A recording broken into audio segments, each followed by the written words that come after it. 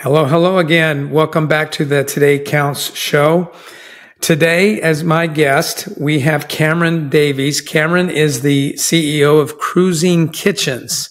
You heard that right, Cruising Kitchens.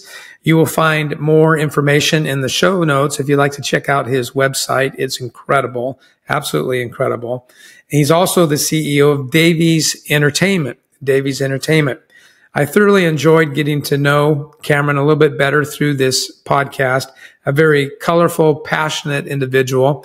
You will not be bored. We got to talk about his business, how it got started, his ups, his downs, his faith, his family, and the things that he is doing that is pretty unique. So sit back, enjoy this. I know you're going to like it. Welcome to the Today Counts show. Today does count because it impacts, it influences your tomorrow and the day after that and the day after that. The Today Counts podcast is sponsored by the generous donors of the Lead Today community. I'm your host, Kim Piper.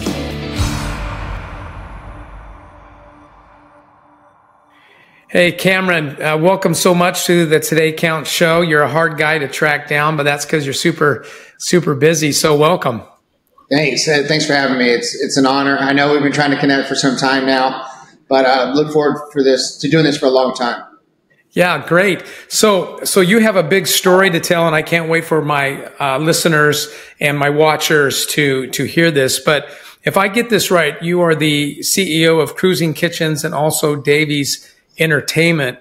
Start where you were, but maybe just give us the story. What is Cruising Kitchens and what is Davies Entertainment, and how'd you get yourself into this? Yeah, to start, I was, raised by a single mom, cash and change for us to play sports, but, was always there for us. She's my hero, and always will be. My dad was present, but was, out of town working a lot after they got divorced. And so she was kind of the rock and, learned a lot about life and how to treat people and, how to make it through tough situations.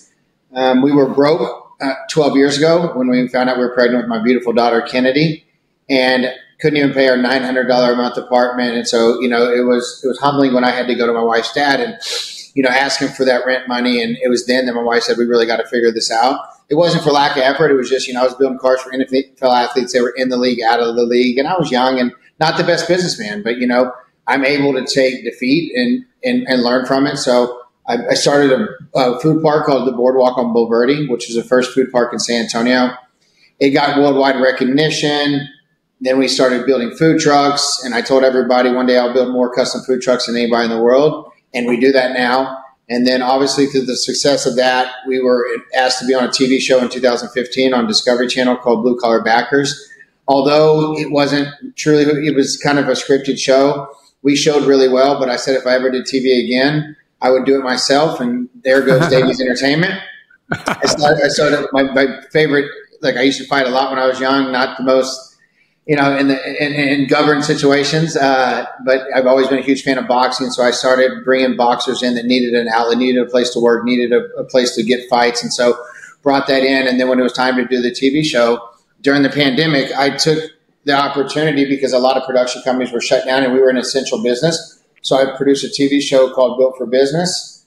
Shot the first season with a single camera. There was also the sound guy. And then after the second season, it was the #1 rated show on Motor Trend on a non-primetime time-buy spot. So I stripped my content because I own that content. And now we're very close to selling it not only in the States, but in 125 countries around the world. So the greatest part about that is it's a glorified infomercial for not only myself and Cruising Kitchens, but also our clients because, Steph Curry, we built him a bus that's fed 20 million people, 17 million of those hot meals. We just built a double-decker bus for the Kansas City Chiefs. We're able to build a van for a kid with no arms. They said he would never drive.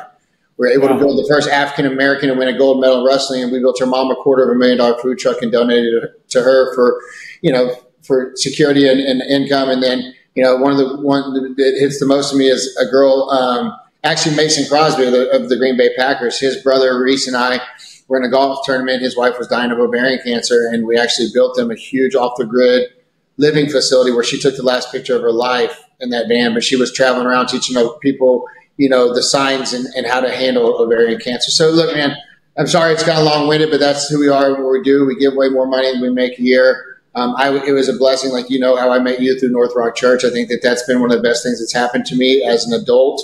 Definitely not only being a father, but in my professional career. I think it's put a lot of things in perspective. And every time I leave North Rock and hear Jonathan, Matt, or Alyssa talk, it's like, man, that message was meant for me. It's been traveling a lot lately, so we haven't been able to do it, but it's as much. But we're getting back in the routine and just kind of a man of faith and family. That's what I say. Yeah. Well, you just uncovered a whole load of stuff. So let's start unpacking it. So I don't get it. How do you go from? I mean, how do you get the idea of building these custom food trucks? I mean, where did that come from?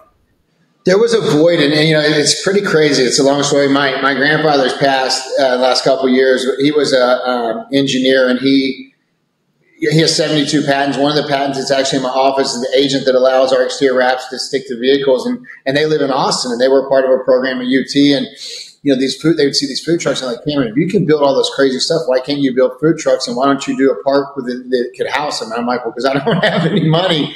And I said, but I'm going to do it. So it was crazy. I put a post out on Facebook. I didn't have near the following I have now. And I said, I'm going to open this food park.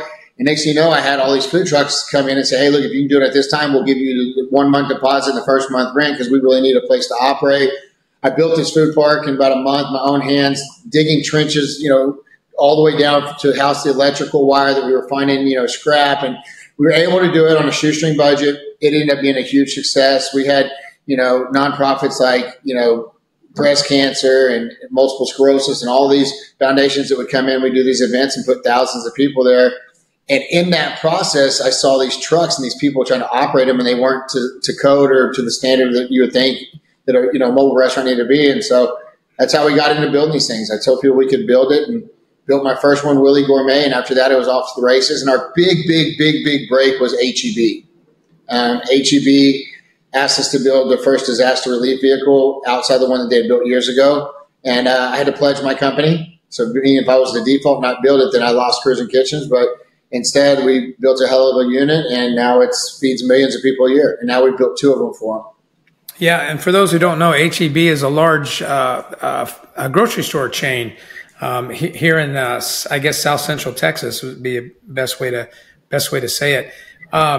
So when did you know that you were good with your hands? Because would you think it's fair to say that you have a bit of an artisan giftedness, talent in you? When did you know that you could see things, conceptualize things, and turn them into reality, with your head and hands? The crazy thing is, people don't believe me, but I know exactly what a build's going to look like before we even start building it.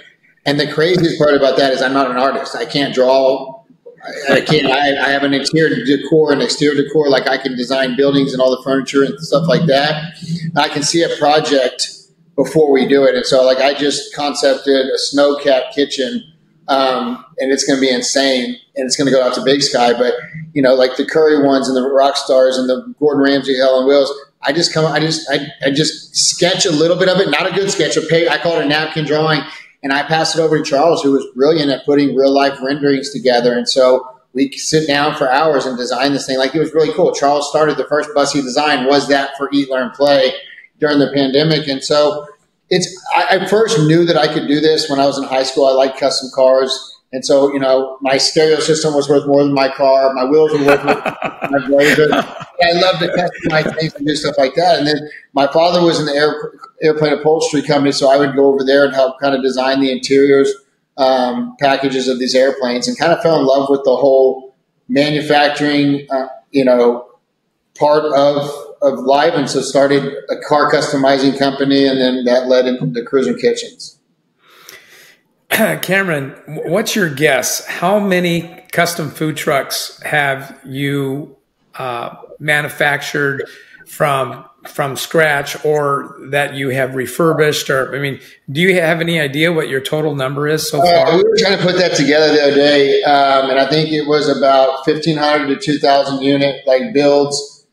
4,000 cranial helmets and about 2,000 Air Force helmets that we do. And so it was kind of crazy to think back that in a short amount of 12 years. And obviously, if Reef would have fulfilled their obligations, that would have been 1,200 more units for 2022 and 2023. But one thing we're doing is we're getting what's called an industrialized building permit, which is going to allow us to build not only mobile units to operate as brick and mortar, but also modular. So we can take shipping containers or just, stick and beam, build them in our facility, be the governing power, and then put them on location. So small sliders for Drew Brees and some of the Seven Brews Coffee, people like that.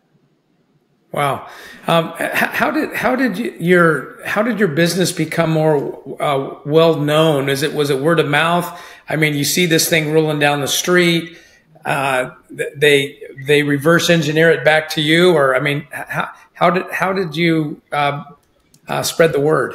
I'll say a lot of hard work, dedication, and then with everything in life, you have to have some luck. When we built the world's largest kitchen after HEB, we took it to Vegas and unveiled it. That was the same time. It was a tech convention, but it was the same time as SEMA. So all these which is a big automotive show, all these people for SEMA were coming in and paying all this money to come look at this crazy transformer that opened up, which was the world's largest kitchen, had a jumbotron, all that stuff on it.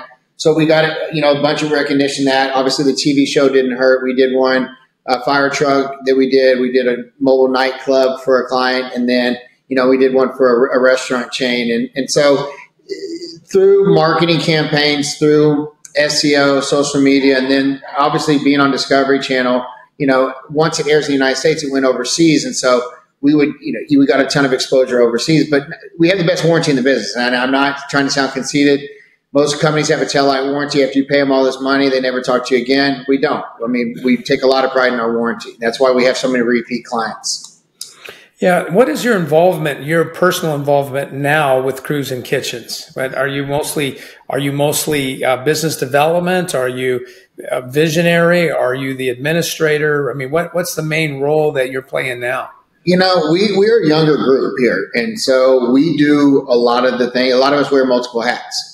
Josh has been with us since we started Cruising Kitchens, and even before that when we had 210 Customs. He's our chief sales officer. I've got Ray, who's our, president of operations, who was incarcerated from when he was 14 to 28, got his engineering degree while he was in prison.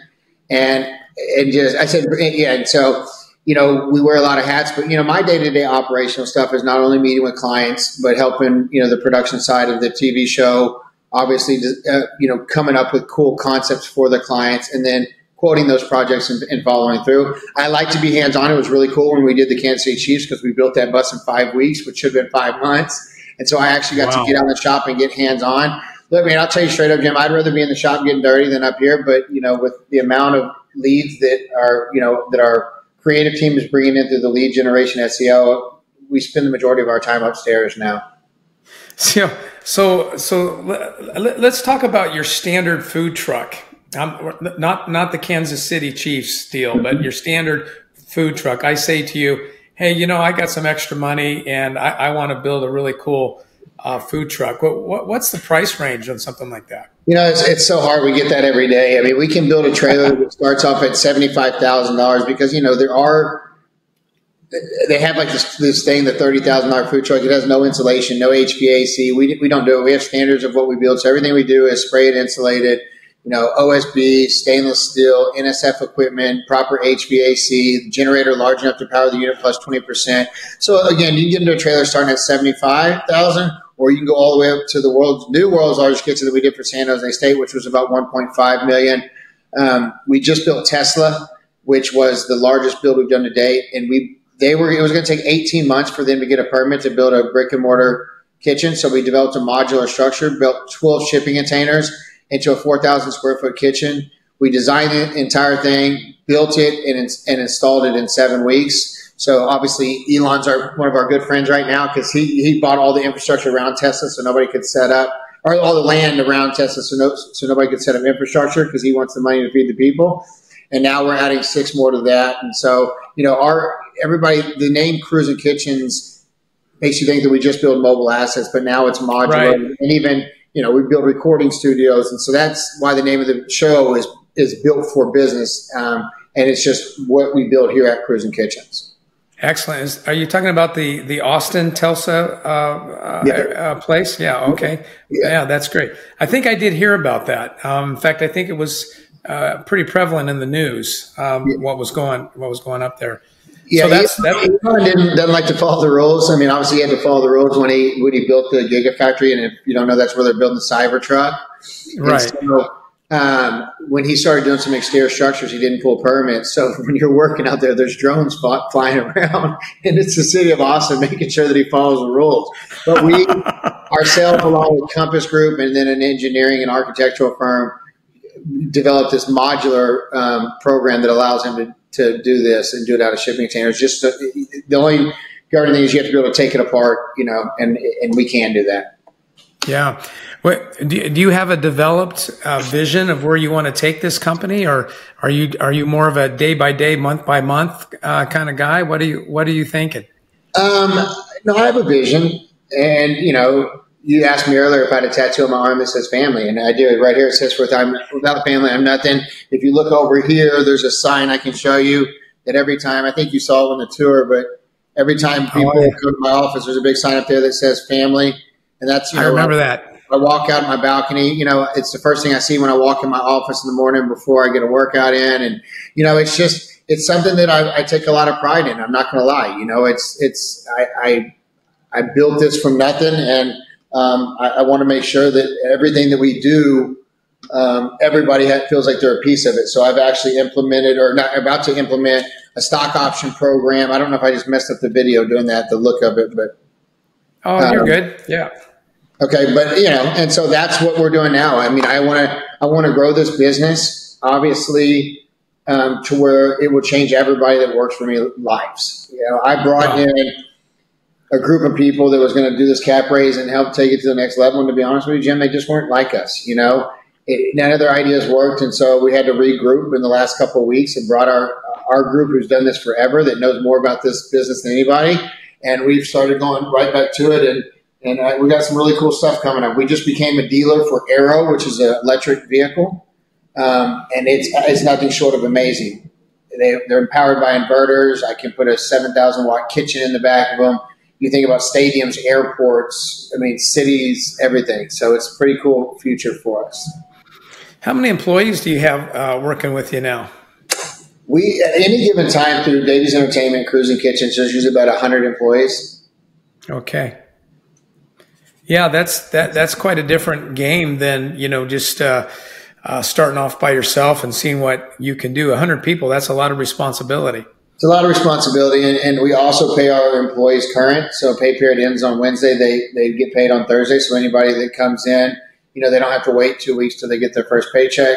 We also, Ray, who I told you, who's our president of operations, through his journey of being incarcerated for 14 years, and getting out and not having the opportunities that he should, even though he had a degree in engineering, he implemented a second chance program when we were building all these units for Reef, because we had 120 people alone at the downtown facility. So we would get these guys out of halfway houses, that were on parole, and allow them to work 60, 80, 100 hours a week. So they're providing financial freedom for their family rather than just sitting in a halfway house. And, what people don't realize is a lot of the people that come out of prison, the reason they go back in is because they have no outlet, nowhere to live. So they're out on the streets, and then they get in trouble and make wrong decisions. But so having that opportunity to have employment or in a halfway house allowed them to, when they got out of the halfway house, to already have money to either rent a house or buy a house. Yeah, it sounds like it's a desperation or a survival thing that goes on, or even what they know and what they don't know, or what they have an opportunity for and what they don't have an opportunity for. That's what my imagination would tell me. Yeah, so the frustrating parts is about the Reef deal is, when we were building 600 trailers a year for them, we were actually going to develop a program, and we're still in the process of doing it once we kick back up the industrialized side, to where these parolees can actually take their classes at our facility. So we would bring somebody in, and we're working with the city of San Antonio not only to do that, but also to create a living facility where these people could live after they get out of the halfway house. And it would be kind of a joint venture with us in the city of San Antonio.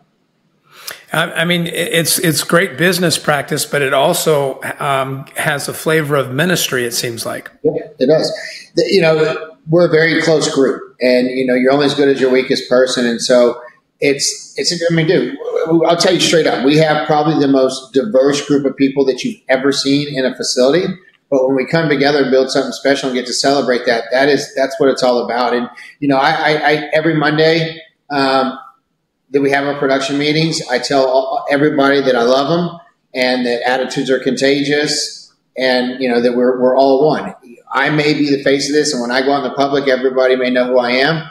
But I tell everybody who comes up to me in the public, I give the credit to the men and women in this shop. We got so much to talk about, but let's talk about your faith. How did you come to faith, and how would you describe your faith? It's been a journey. I'm not going to lie. I grew up in a Methodist church, going to United Methodist Church. My mom was, a Christian going woman, and would get us there, sometimes against our own will, but she always let us know. And I think that kind of, planted the seed for, kind of what we saw for ourselves in the future. I have two brothers. We are, all successful human beings with families and believers in faith. And so got through, went to Baylor for a couple of years, came back, obviously got with my wife, Casey, who was Catholic. So that was kind of a journey, Mm-hmm. And to be honest with you, Jim, it was very difficult for me because I wasn't raised in the Catholic faith. And, I had to go to some classes to be able to get married in the Catholic Church, and just, I couldn't, I don't know. I don't know the right words to say it. I couldn't become familiar with it. I couldn't get into it. But my wife was like, look, I'm going to raise my kids in a Catholic household, so you're just going to have to bear with it. Well, out of just sheer craziness, our electrician at the time, his son was involved in North Rock, and Lee said, look, man, you need to come check out North Rock. And so Casey and I went, and it blew my mind. And when we left, I said, this is our place of journey. This is where we're going to find God and have our kids get familiar with God. And we've been there ever since. And my wife's, changed from saying we were only going to go to a Catholic church to being we'll never go anywhere besides North Rock Church. I'm not going to lie. One of my best friends got baptized at CBC or whatever. And I said, I was cheating on Jonathan and Matt. I was like, it's only for the baptism. So, again, man, we did some really cool stuff with North Rock Church. We fed the people during the pandemic. And I have a special place in my heart for, all the families in that church. And it's just, I'm a very spiritual person, and I'm a big believer in, faith. And I think just feel we were brought there for a reason. Yeah, and it continues to grow. It continues to grow. It's amazing what's happening there. What a great story. So Casey is pro North Rock then, huh? Yeah, she is. She is. And to listen good for Casey, because we lost Casey's mom. Actually, tomorrow marks the 1 year point of her passing of cancer, and her dad and mom were our traveling partners and our best friends, and so. Then on the 29th, which is Casey's birthday, she had to bury her mom. So she's in Eagle Lake for a mass tomorrow. She comes back. And then obviously the 29th is a very tough day. But having the Moores right there through that journey made my wife so much better of a person. She could always reach out and get an answer. And you don't find that much, having that kind of relationship with, the head pastor and his wife. No, you don't. No, you don't. That's fantastic. So, how as the husband and the father of your family, what have you learned about leadership? What have you learned about being a dad, about being a husband? I mean, here you are, a CEO, and you're working your butt off, and you're doing all these things. But family is obviously central to you. What are some of the things that you've learned that you would preach? What do you preach to your team? It must come out. What does Jonathan say? God first and then family. And, look, man, I am a CEO and I have to do a lot of things. I wear a lot of hats. But what I've realized is I missed out on the first 3 years of my daughter's life because I was working nonstop. And I said I'd never do that. So although I work hard, I used to get to work at 4 o'clock in the morning and do all this stuff. Now I get up with my kids. I get them to school. I take my son. My wife takes my daughter, but I get to see them both in the morning, give them a kiss, tell them I love them, get them off to school. And then I come to work and I work my tail off. And then I go home. And then once they're in bed, I'll work and I'll make up those hours that I don't get in the morning But just putting family there, is so important. If anybody that can tell you how close our family is, I mean, we're together all the time, to the point where my daughter went to Camp OTX and wanted to come home because she just missed her family. And that's something that I've instilled. My brothers and I are still very close, and we were very close growing up. But I want them to see, and this has been humbling, I will say, we went from the top of the top to basically starting over in the last year. And it's been good for the kids to see, like, oh, mom and daddy are human too. And so they've, things that they used to get and trips that we used to be able to take, we had to cut those down until we got through all this. And so it's been a really fun summer. It's with the family because we've been so close. We've got to go to Port Aransas quite a bit and do some things like that. And so, again, it's about balancing family, faith, and work. Yeah, good. So how do you take care of yourself? Man, I'm fortunate. I have a 73,000 square foot entertainment building down the street that has recovery. It has workout gyms. It has boxing. It has nutrition. So I don't really have an excuse to not stay in shape. I met Tyler. I walked in the gym one day, and there's this Ken-looking Barbie doll, just chiseled. And I'm like, who is this guy trying to step on my territory? I didn't, not the most Christian thing, but I was like, I don't want him in here, And then the next day, Saturday, I was working out. He's like, you want me to train you? I'm a personal trainer. And he was an All-American track star at UTSA. So through that, we started a breakfast club that meets 6 o'clock and 7:30. And then now we do a 5 o'clock, which is kind of more family driven. And it's changed my life. It really has. It gives me an hour to put my phone away, concentrate on my health, and not going to lie, it sucks a lot of days, but the workout is easy. But I tell people that the physical part helps the mental. And, I've lost, 20 pounds. But a lot of people don't know about my journeys. I almost died in 2018. I was the first documented American to be poisoned in Punta Cana, Dominican Republic, fought for my life there, contracted C. diff, and then fought for my life when I got back in the States. And so, I'm 5 years in of a 10-year journey of my body basically rebuilding and readapting to things. And so the fitness journey has really helped me get through the anxiety and the depression that being that sick, brought on for me. So I have to work out. You have a crazy story, man. Back the truck up for a minute. I was not aware of what happened to you at the Dominican. Can you go into that a little bit? Yeah, of course. In 2018, my wife and I took both of our best friends, kind of did a little matchmaking thing and took them to Punta Cana, Dominican Republic. We were there 3 days. The second day I wasn't feeling very good, but we were on vacation. Third day, I started feeling okay. But during the middle of the night, I woke up and I was so thirsty. And so what did I do? Drink all the juices, all the waters in the room. The only thing left was to do was tap water, and I knew I wasn't going to do that. And I started having extreme anxiety, and I was like, is everything all right, Casey? And, it was just the weirdest body. I felt like my body was locking up. And so I got up, got dressed, showered, got everybody loaded up. And I was like, guys, let's get to the airport early. I want to get back. I just don't feel right.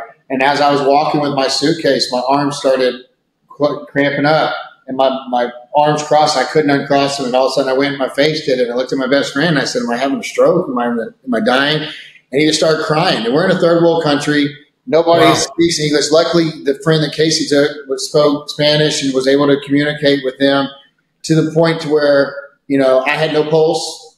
My body had completely seized up. I woke up in a hospital in the Dominican Republic, flies flying around.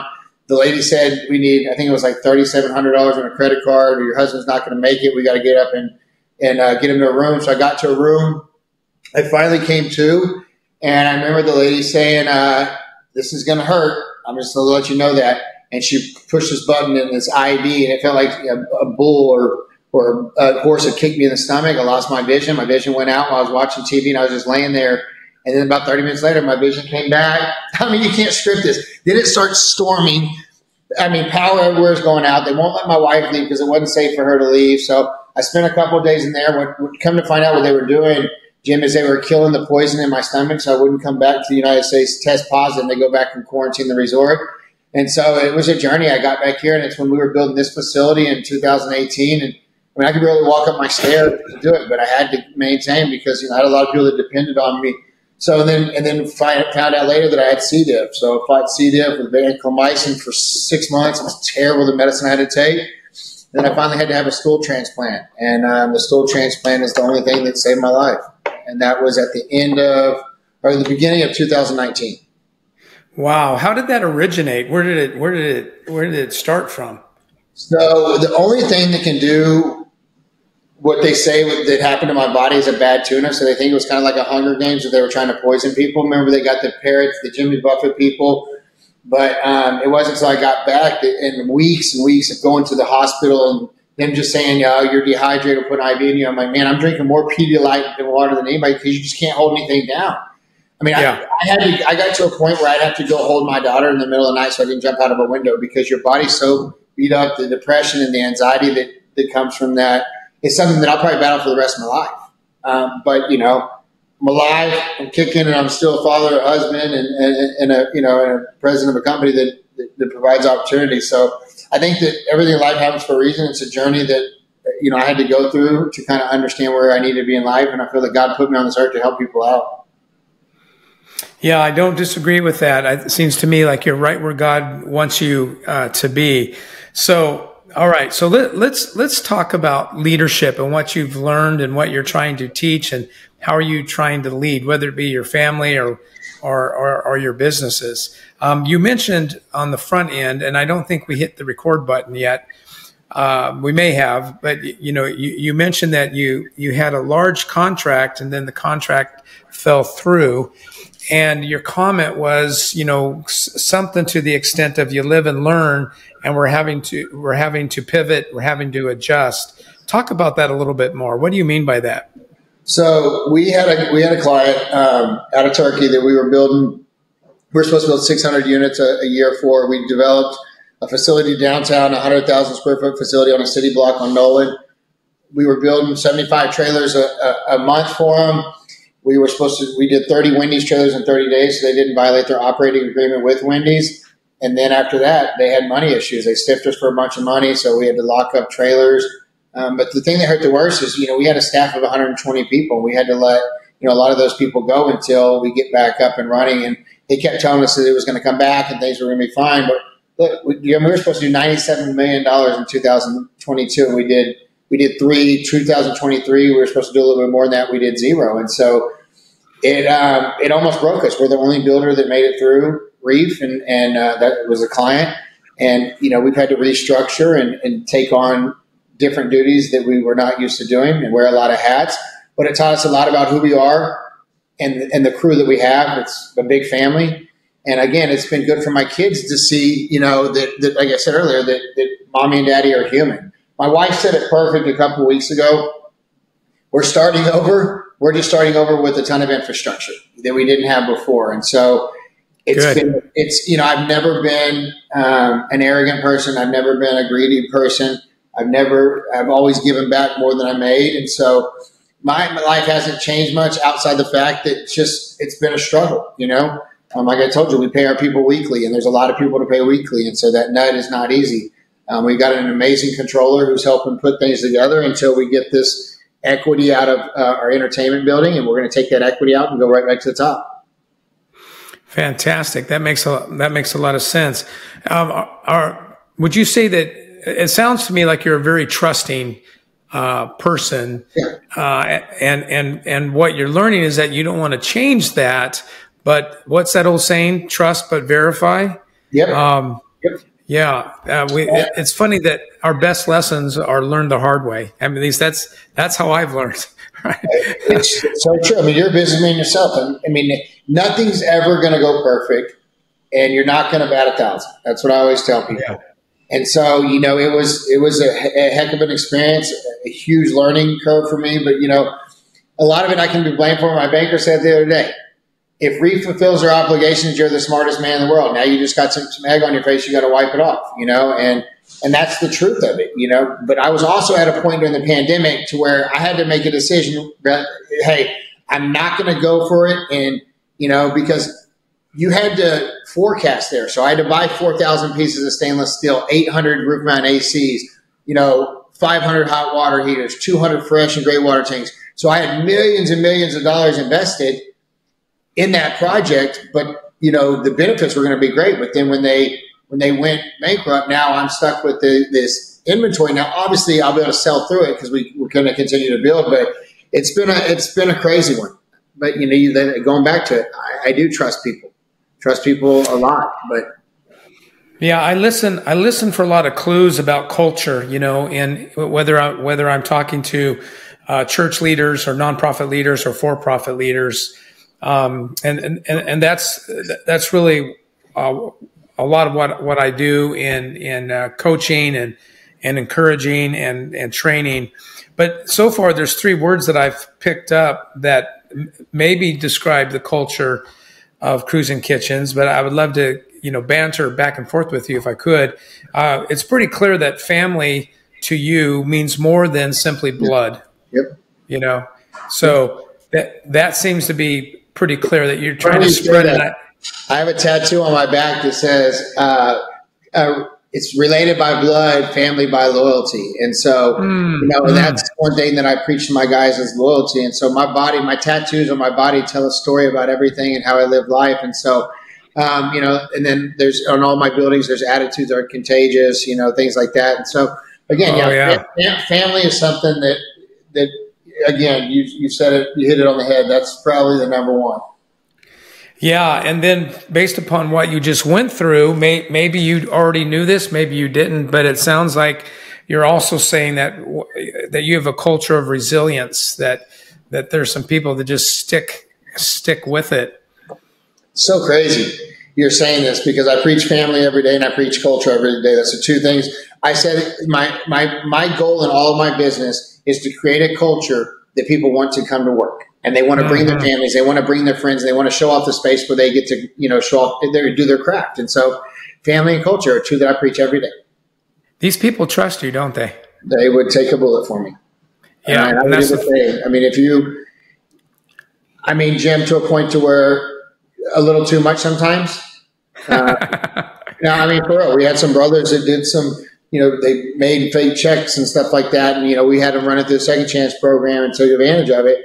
And these guys were ready to go to war. And I was like, guys, you can't, let the law handle that stuff. But when I say loyal to a fault, these guys are loyal to a fault. And I am too. But you got to realize, my wife, when she's in the shop, they're making sure that she's okay. When she's out, they make sure she's okay. Same thing with myself. I've got a very loyal group. And like I said, we're pretty diverse. I wouldn't want to fight our crew. I've been in your shop. We also have a bunch of boxers too. So, I think we could win a fight out of us coming to San Antonio. Yeah, I'm an old wrestler, but I'm going to emphasize the word old. I wrestled until my mid-20s, but I picked up this family, and obviously what comes with that is loyalty and resilience and trust. And you mentioned attitude, but it's pretty obvious, though you didn't use the word, that what differentiates you is not just the creativity, but it's the extra mile, or what we could call excellence. That you seem to have a culture of excellence. Cameron, I think one of the hardest things that I've had to learn as a leader, I'd like to see what you think about this, is that, most leaders do things out of love. They probably wouldn't say it that way, but you tend to get drawn to the things that inspire you. You salivate over it, you attack it, you want to do it. So it's reminiscent of love. But the thing on earth that we experience is that love and pain are like synonymous. You can't really have love without pain. And so, just hearing your story, just in the little bit of time we've been talking so far, it's like a roller coaster. Love, pain, love, pain, love, pain, and it's just cycles of life. Yeah, really. It's really exciting.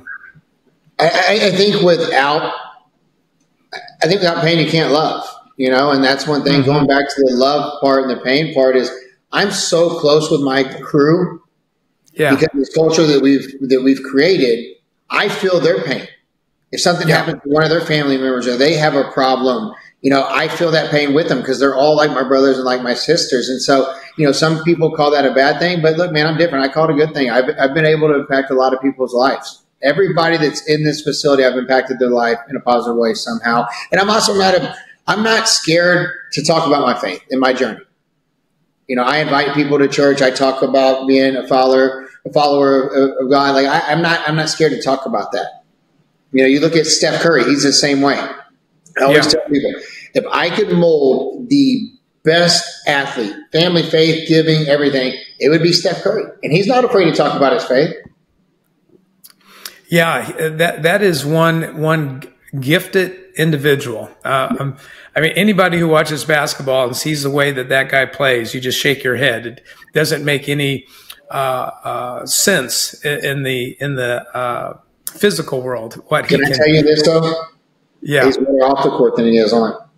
Is that right? I swear, I'm gonna get emotional. That guy, I got chills to my entire body. He is so special. It is. Look, I get to meet a lot of famous people, a lot of celebrities. That guy, meeting him, I'm good. I mean, that was the one that I wanted to meet, and I was just praying that he, lived up to the expectations that I had for him, and he exceeded them. Him and, him and Aisha are great. They're very competitive, like Casey and I. So they both say they cook better than the other one. So Aisha sent us some shirts that says Aisha can cook, things like that. They're great Christian going people, and they don't let the celebrity status and where they're at change that. And that's why I just absolutely love them. I heard that he's a pretty good golfer as well. Have you seen? Yes, I was there. Have you seen this where Phil Mickelson hits the ball over Steph Curry's head? Yes, yeah, I've seen that. I'm actually standing right there. I played in that golf tournament with him. So okay, it just makes you sick to watch this guy. I mean, well-spoken, good-looking guy, one of the best basketball players in the world, and then gets out there and does the first shot and drives it 300 yards down the fairway. I'm like, is there anything this dude can't do? Yeah, that's just wrong. But golf, I just can't get it. I can't get golf. That's just wrong. Yeah. So here's a question I have for you. In the white collar world, let's just call it what it is. Let's just call it in the stuffy office world. Leaders have to go an extra mile to teach authenticity, to teach transparency. Mm-hmm. I get the feeling that when I walk into your shop, some of that's already built in, maybe because of some of the second chance work that you're doing, and these folks are coming in with gratitude and an open book, maybe because they have to be. I don't know, but I would imagine that there's some work to do that is similar, but it's just coming from a different angle. Is it confidence? Is it trust? Or what do you see some of these folks struggling with most consistently? It's funny that you said transparency, because that's another word I use every day. Just be transparent. If you're going through something, Jim, there was one day that I was in a production meeting, and I don't know why. It had to have been God. I just talked about suicide. And if anybody's in the, on the brink of suicide or anything, just you always have somebody to talk to. I don't have doors in my office. People can walk in anytime. And a guy came up and he said, "Hey, if you wouldn't have said that, I'd have committed suicide tonight." And I said, "Well, what is the issue?" It was $2,500, Jim. And I'm like, "Look, man, just take it. We'll work it out later. And then let's talk through this." And so, my story that I don't put my anything health related really on, social platforms, but I put it on there. Saved 2 people's life that had C. diff, which they couldn't figure out what they had.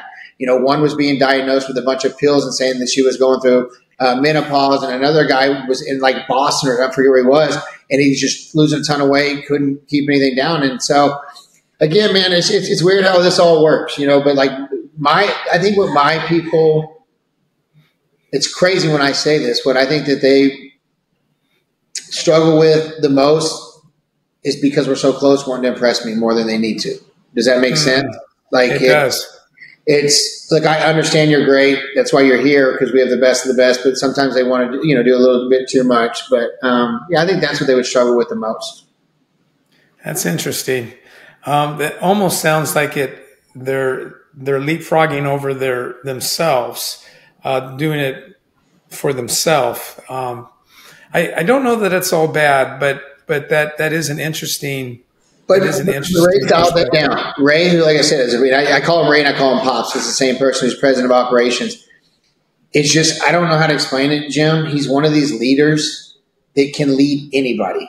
He can control a room in a white collar setting, but he can also go out with the most gangster of gangster people out on the floor with their language. And so going back to that white collar, there came a time in my life where, my wife said, look, we're moving more away from the mom and pops to the corporate world.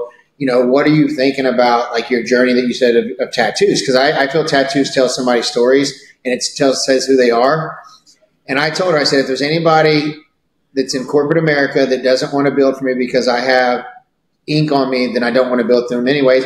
And a lot of times, it doesn't bother them. I mean, I'm still the same person. Yeah. I actually have a program here for anybody who wants to get a tattoo. I pay for their first tattoo, because as long as it's an expression of something who they are and not just something done. So again, I am that blue collar guy. I like to get out there and grind, and like I said, my guys and girls would go to war for me. I do the same. Well, you've obviously, in 12 years, you have accomplished what very few people are able to accomplish, and that's got to make you feel pretty good. But I've got a couple curious questions. If you were forced to identify the one word or the one phrase that you think God has graced you with, that has allowed you your success, something you practice, something that's innate in you, whatever, however you would say it, what would that be? Being a leader and giving back. You have all these people. My journey started from nothing, and it would be absolutely ignorant of me not to give that back and provide the opportunities that I provide. And I think a lot of that comes from my journey and my faith. I feel that, and I'm going to say it, and I think Jonathan said, or Matt said to me perfectly, look, Cameron, we know who you are. It's not like you have to be in church every Sunday. We understand you're a busy person, but just follow that journey, and I feel like I do more on the outer walls of church to help people than in the inner walls of church. But I think that Jonathan and Matt and Leach and all them have the inner walls taken care of. And so if I can fulfill my obligations on the outer, then that makes everybody better, North Rock a better place, because I can bring these people that I've changed into that world. So I'd say giving and just being a leader and teaching people about being good people. Sounds like you're being the church, Cameron. They've said that before, and that's how I feel. I do want to get back into going to church more often. This summer has just been chaotic as all can be. But yeah, I've been looking for you. I'm better when I'm there. I'm gonna tell you that. Yeah. So Casey's. This is the last week. We'll have to. We're taking Kid Austin, one of our number one boxing prospects in the world. We're taking him down to Kalahari Resort this weekend for it's my birthday, his birthday, and my wife's. But then next Sunday we're back at it. I feel like even though I'm following the journey, again, exterior of the walls, I need to be back interior, because I'm missing out on a lot right now. Yeah, they're like meals, right? I mean, you can skip a meal, but over a period of time, it's not good for you. It's good for you when you take the meals. So let's get a little personal, because I think you're the kind of guy that I can talk to like this. And this is probably one of the favorite questions that I get asked from time to time. But Cameron, what makes you laugh and what makes you cry? Oh, I'm a pretty emotional person. I'm not going to lie, and I think that comes with passion. What makes me cry is having to see people struggle. And those are tears, obviously, that I don't want to shed, but then tears of joy when I get to give a vehicle away and I get to change somebody's life in a positive way. Obviously that makes me cry. What makes me laugh is just people in general. Jim, I'm going to tell you, I'm blessed. I work with the best group of people that you could ever imagine to work with. I have a beautiful family. I have a wife that's my best friend. I got two amazing brothers. I laugh all day long. Even when we are in the trenches of hell right now, going through what we're going through, I am the most positive. It's just fun. Every day is fun for me. Every day I wake up and I get up, get in the shower, brush my teeth. I'm singing in the shower. My wife's like, Cameron, would you shut up? I'm above earth. But I think that the people here make me laugh. And, life's too short to be angry and hold grudges, man. I'm going through some stuff right now with somebody that I found robbed me for a bunch of money that was supposed to be one of my best friends. And, it hurts me more than anything. It just hurts me, but I can't dwell on it. I can't let that start affecting the person that I am. And so, you got to realize there's a lot of vindictive people out there in the world, and there's a lot of people that don't like to see other people achieve success.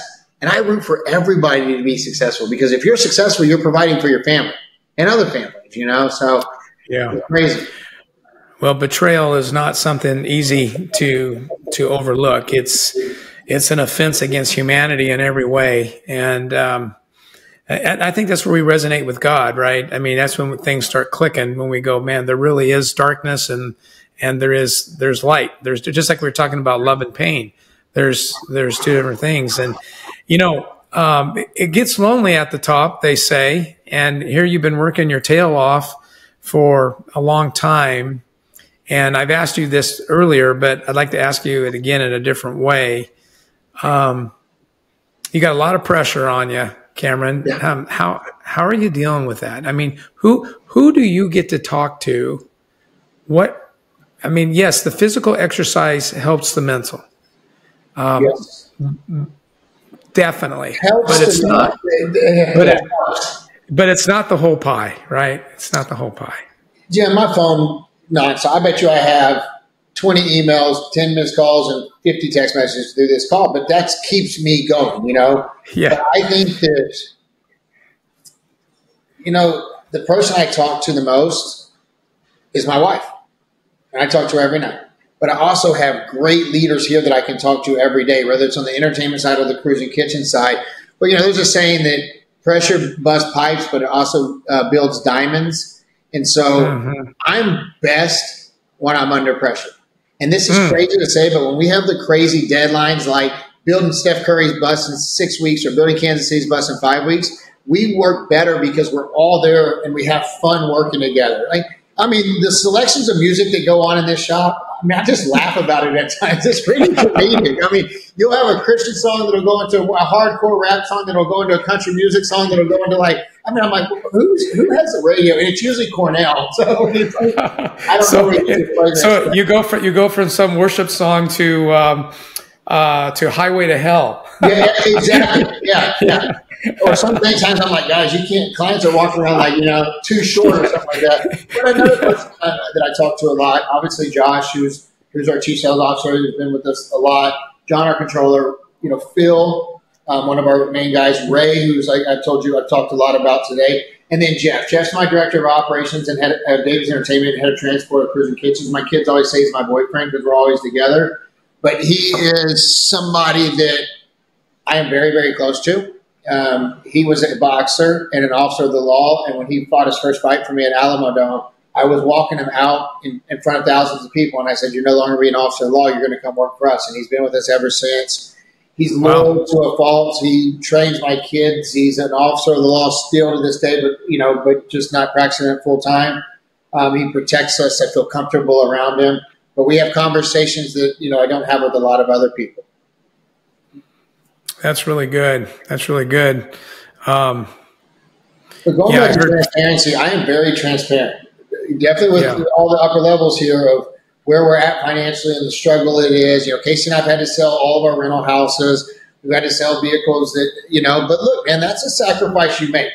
I had an opportunity 3 months ago to walk away and never have to work again in my life. Yeah. You know what that would have done?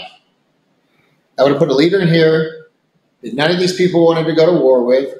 They would not have loved to work anymore, and they would have eventually left. And guess who rides off high into the sunset? Me. And that's bullshit. I'm sorry, pardon my language.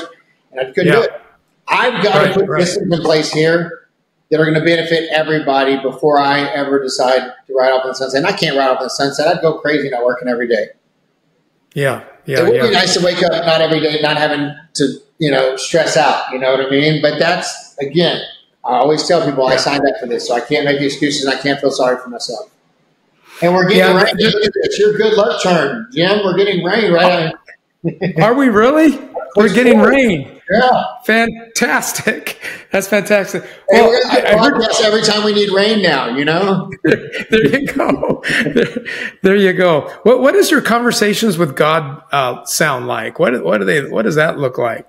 You know, for times asking for forgiveness, for times asking for permission, for times asking for guidance, for times asking why. Why am I doing it? Why have I benefited, helped so many people get through so much, given so much, but I'm going through this right now? And I think the answer is simple. He's only going to give you as much as you can handle, and I feel like I can handle more than anybody in this world when it comes to pressure and stress. So maybe it's just him testing me one last time before we rise to the top again. That's it. I pray with my kids, you know, almost every night. We pray for people. We pray for, you know, people that need it, people that will need it. We pray for, you know, just a little bit of everything. And so it's good that we had that time, you know, and then again, I get to talk to my wife every night. I mean, there's not a night that goes by that we don't have conversations about life in general. Some of them are challenging and I don't want to have them. But hey, can't hold it in. Yeah, I think when I was younger, most of my praying was either confession or foxhole, you know, kind of stuff. Bail me out of this. And as I've aged, I think mine is similar to what you're saying. I find myself praying for all of my clients before I actually see them. So if I'm walking into a conference room or if I'm meeting them at a restaurant, I've created a habit of God blessing them, praying for them even before. It gets my mindset right to serve, you know, versus bringing my agenda, right? And not that yeah, so I've been doing that over the last 10, 15 years, which has really, I think, changed the work, you know, that I do. I think that I'm less bashful in asking for God's favor because I came to realize that by asking it, I am also confessing that I need it. And I'm not so arrogant where I can do it on my own, but I'm saying, okay, I need it. Yeah, that is, of course, a lot. I never thought about it like that, you know? Yeah, well, most competitors don't, right? I mean, we don't.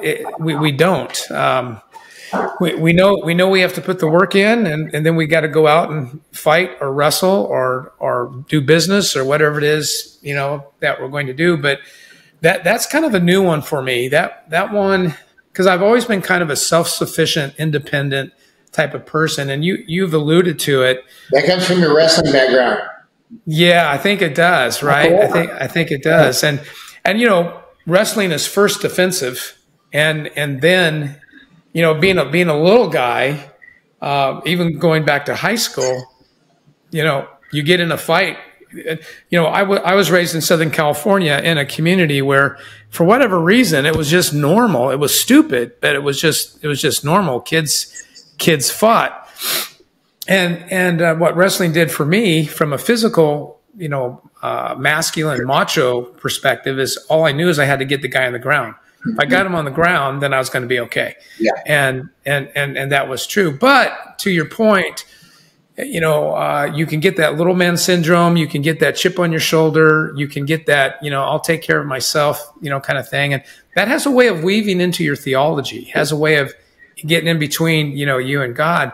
So then when I start realizing, man, it would be nice if I actually had God's favor where, you know, he would open doors for me versus, you know, me always having to bust every door down. And then I started thinking in my own theology, even as a businessman, there are some doors that, and maybe you struggle with this too, I don't know. But there are some, yeah, there are some doors that I think I'm supposed to bust down. And then there are other doors that God has closed that he tells me to walk away because he's opening up a different door. But I can't always tell which door I'm supposed to bust down versus which door God is closing. But I also think that there's doors that God needs other people to bust down for you. And that's why I have this amazing crew. Because, you know, one thing I've learned is I can't do everything. I tried. Delegation has been one of the biggest problems for me. Just like you, I'm a very competitive person. And I've, you know, started this from nothing and things like that. So you always feel like, hey, what if? But, you know, when I let go and I let Josh take on the sales division, let Pops take the shop, and I could really focus on the duties of a CEO, I mean, it's made things so much better. And again, to your point, I think that there's doors that I just got to bust through. I'm the only one that's going to bust through those, but you got to have other people that can do it with you. Yeah, so that way you can be the CEO that God made you, not the CEO that's written at Harvard or Princeton. Or you can take the giftedness and the passion, and you can apply that to how you're going to be a CEO, which is another, I think, important thing for those who are listening to this podcast. You know, there are some scripts that have been written by academia about what a CEO should be, and those aren't bad, but they're not complete. No. They're not complete because am I associated with it? Reading the Bible. 1,000 people can read the Bible, and they're all going to interpret it different. 1,000 people can look at the job title of a CEO, and they're all going to interpret it different. A CEO is basically you make yourself either a great CEO or a horrible CEO. You have to have leadership. You have to have, you have to be able to delegate. At the same time, you also have to be strong and numb to some things. And that's just the fact of the matter. I know some of the most brilliant people that have either worked with me or I've worked with in the past, that they go on and try to be a president or CEO, and they're terrible. Way smarter than I am. Way smarter than I am. Right. But can't lead. Yeah, well, one thing we both know is that if you can't make a decision, you can't lead. And we all deal with fear, but fear stops some of us, and others we just go forward anyway. Yeah. So I think that's something that I came to realize is that the reason why I feel more comfortable asking God for favor is because I recognize simply that I need it. Mm-hmm. And then, the scripture also says if I humble myself, he'll lift me up. He'll give me the strength. But if I want to do it on my own, here's my interpretation. He says, okay, I'm not going to interfere. You go ahead and do it on your own. And once you're done messing that up, go ahead and come back and let's renegotiate. It's funny that there was a time in my life before I entered North Rock. And even during North Rock, I was giving a speech to the interns and, some of the staff at North Rock, and it opened my eyes. And I said this, and I have lived by it ever since, that I want to be that person that I portray on social media. Because there was times, great family shots, great this, but that I had been working night and day and gotten home and taking it out on my wife or taking it out on my kids. And so what I've learned is I can't take my stress out on the people that love me the most. And that's why exercise has become so important for me. Now, am I human? Yes. Am I going to make mistakes? You're damn right I am.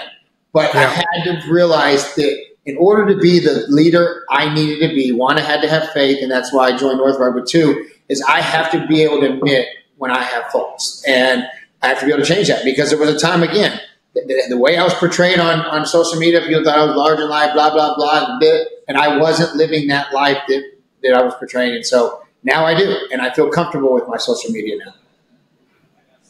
Well, I love the way you've answered my question over this time. I basically said, so how do you lead yourself? How do you keep yourself healthy? Physical exercise, your inner circle. You've talked about your inner circle quite a bit. And then to be more specific, you talked about your wife, Casey, being your best friend. You talked about talking to God. But I think the other thing that I really appreciate about this conversation, you're pretty easy to talk to. I'm open. I'm transparent, Jim, and you are too. I've been waiting to do this, and we've been on the. I feel like we've been on this. It's called 10 minutes, and I can talk to you all day.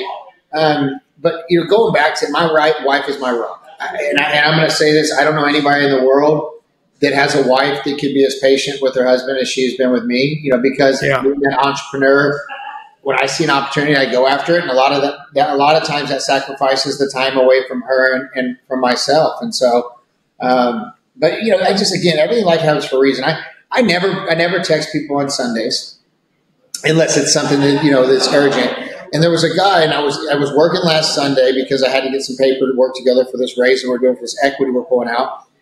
And there's this guy Chase, and Chase, I wanted Chase to work with me forever in the sales department. Josh is hands on and does all the quoting, but I need somebody, an outward facing sales guy who can really bring in these larger leads without just SEO and social media. So I said, hey, look, I'm sorry to bother you on a Sunday, but I would love it if you would come to work with me and help run this sales division. Jim, he was at church asking God to show him a sign because he'd taken on this new responsibility. He blew his company up. They didn't fulfill their obligations to him. He was in this rut, didn't know what to do, and he looks down after he's praying to God, and he shows his wife in tears, look at this. And if that's not a sign, I don't know what is. How much better would business be if all of us just started talking to God a little more and we're open about it? You know, I mean, imagine walking into your business meeting and starting off with saying, hey guys, I don't know about your week, but I've been to hell and back. And so I've been talking to God about it. I'm not happy about it. And I mean, just that kind of openness just realizes that, we're all in a wrestling match. We're all in a boxing match. And it would just, I think it would just open more empathy. It would create more teamwork. We would see more win-win deals, those kinds of things. But Cameron, I thank you so much for the time. Here, I want to hold you to something. I think we just scratched the surface. I would love to schedule something again with you out another 6 months. Let's go. And just say, okay, so hey, 6 months ago you were digging out of a ditch. Where are you now? Yeah. And pick it up from there. But here's what I want to say to you. Not only thank you for coming on the Today Counts show, but I pray God's blessing on you, and I pray God's favor on you. Thank you so much. It's an absolute honor, and I promise you I'll see you in church, not this weekend, but next. Okay. So everybody our best this weekend, and I just appreciate your time. I really do. If you're not part of the Lead Today community, let me invite you. Go to leadtodaycommunity.com. That's leadtodaycommunity.com and sign up for Monday Moments. It's a weekly email that will encourage your leadership. Again, thank you for joining us today, and thank you for telling a friend about the Today Counts show.